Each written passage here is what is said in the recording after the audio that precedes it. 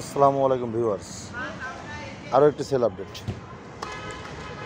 R15 version 3 racing blue edition, first party, digital number plate, smart card, 2 বছরের papers, model ইয়ার 2020, গাড়ি কেনা 2021-এ, registration 2021, 2 বছরের কাগজ, উত্তরা বিআরটিএ। গাড়িতে এখনও যা যা দেখতেছেন, যা যা আছে সব অরিজিনাল।